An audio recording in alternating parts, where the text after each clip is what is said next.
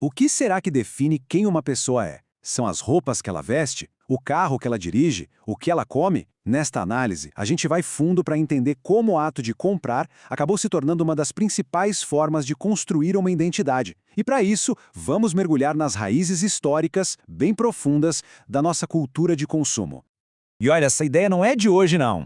Lá em 1955, um consultor de marketing chamado Victor Lebal já estava cantando essa bola. Ele dizia que o futuro exigiria que o consumo se tornasse o nosso modo de vida, o lugar onde a gente buscaria nossa satisfação espiritual, uma previsão meio assustadora, né?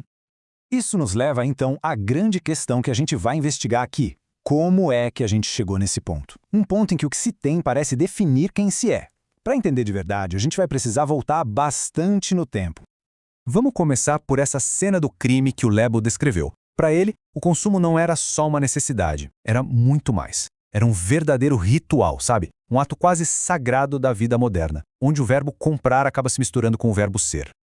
A lógica por trás disso é bem perversa. Para a economia continuar crescendo sem parar, a nossa identidade, as nossas aspirações, tudo isso passou a ser expresso pelo que a gente veste, dirige ou come. Dito de outro jeito, o ter passou por cima do ser. Ok, mas para esse sistema todo funcionar, que tipo de pessoa, que tipo de eu é necessário? A resposta, como a gente vai ver, está numa fratura interna bem profunda que acabou definindo o ser humano moderno. A primeira pista vem lá do filósofo Descartes, com aquela famosa frase penso, logo existo. A ideia aqui é que o nosso eu de verdade é a nossa mente, o nosso lado racional, uma coisa que pensa e que está totalmente separada do corpo e do mundo físico. Só que as fontes que analisamos argumentam que existe uma camada ainda mais profunda. Antes do eu penso, veio o eu conquisto.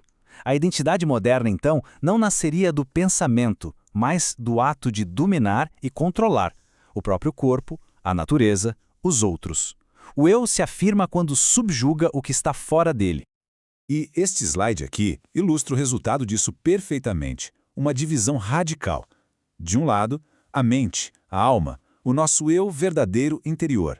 Do outro, o corpo, que é reduzido a uma máquina, um objeto a ser usado.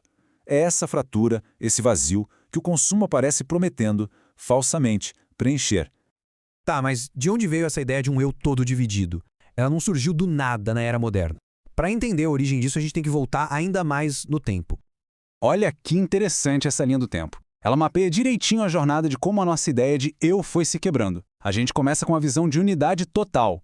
Depois passa por um dualismo grego onde a alma estaria presa no corpo. E aí finalmente a gente chega na divisão radical do Descartes, que botou um muro de vez entre a mente e o corpo. Nesse meio do caminho, o cristianismo medieval criou uma espécie de dualismo mais leve, um meio-termo. Ao adotar a ideia grega de que a alma é superior ao corpo, ele meio que, talvez sem querer, preparou o terreno para essa separação completa que veio depois, com a modernidade. E isso nos leva direto para a raiz do problema, duas visões de mundo antigas que são, assim, completamente opostas uma da outra. E aqui estão os dois modelos frente a frente. De um lado, a visão semita. A pessoa é um corpo, um ser único, indivisível. Do outro, a visão grega. A pessoa tem um corpo, que é visto como uma prisão da qual a alma precisa escapar. Essa batalha de ideias acabou moldando todo o pensamento ocidental. Ok, já que a gente rastreou o problema até a sua raiz mais antiga, as fontes que analisamos propõem um caminho alternativo, um jeito de tentar reconstruir o que foi quebrado. E o antídoto proposto começa por resgatar um conceito bem antigo, o de bazar. Nessa visão, a pessoa não é alguém que tem um corpo, mas alguém que é o seu corpo. Uma unidade viva, inseparável. Quando se muda de um eu dividido para um eu integrado, a coisa toda muda de figura. Essa necessidade sem fim de preencher um vazio com produtos simplesmente perde o sentido. Afinal, se a pessoa já é completa, o que exatamente ela precisa preencher? Isso não fica só na teoria, não. As fontes propõem uma prática política bem concreta, chamada de enosamento, ou seja, tornar-se nós. A ideia é reconstruir a comunidade a partir desses 3 passos bem práticos. Então, no fundo, o que está em jogo aqui não é só uma ideia filosófica. É um projeto prático para construir uma comunidade baseada no cuidado mútuo e na vida, em oposição direta a uma sociedade baseada no consumo e na competição. No fim das contas, essa análise toda deixa a gente com uma pergunta bem provocadora sobre a natureza de quem somos. A questão que fica é: o eu é um indivíduo que precisa ser satisfeito o tempo todo ou um nós que precisa ser construído em conjunto?